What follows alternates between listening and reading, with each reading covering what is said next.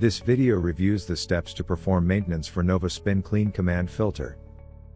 Close the supply valve located on the command filter. Open the command filter drain valve to release pressure. Open the command filter covers on both sides using the multifunction tool.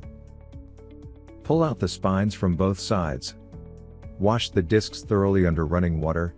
Make sure the discs are separated and spinning during the cleaning process. Reassemble the filter spine.